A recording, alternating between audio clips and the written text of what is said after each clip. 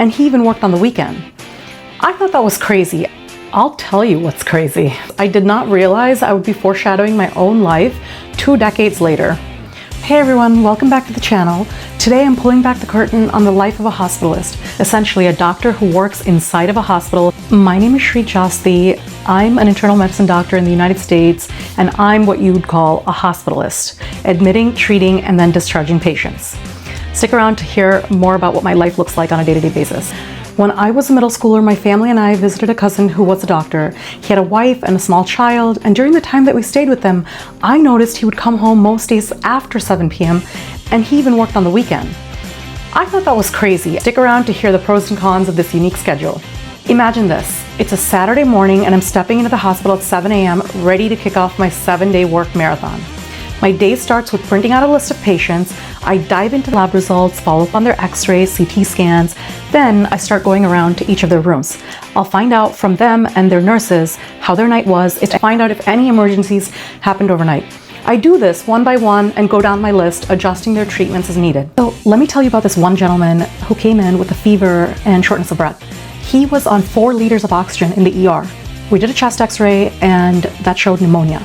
So I admitted him to my unit, gave him IV antibiotics, and over the next couple of days, he started improving and we were able to get him completely off the oxygen. He was on room air. So I switched him to oral antibiotics. I sent his prescriptions to the local pharmacy and I wrote up a discharge summary. You know, sometimes it's not about the grind, but those little victories, like when the patient that you're treating looks so much better than when they first came in. At the end of the workday, I tuck in my patients for the night and I head home.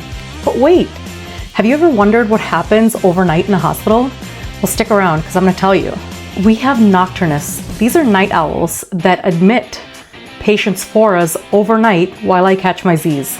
So I come back and the next day, my list of patients is replenished with more new patients. I do this over and over again over the next 7 days. At the end of the week, it's time to hand over the patient care to my colleague, who's also a hospitalist, and they're going to be starting on their 7-week work marathon. You want to know the pros and cons? First, let's talk about the hard parts of the schedule. Working 7 days in a row might sound intense, and yeah, it is.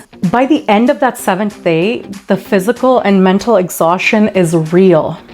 Also, working 2 weekends a month means that you're missing out on time with your kids and you're working some holidays. But the flip side, here's the silver lining. You have a week off every other week. And that is golden, because that's what's giving me the opportunity to be able to balance my life between medicine and my other passions. To wrap things up, the 7-day work week as a hospitalist is like a roller coaster ride. It has its ups and downs, but the view from the top, the satisfaction of a job well done, and a week of rest afterwards is worth it. I hope this gives you a glimpse into the schedule of a hospitalist.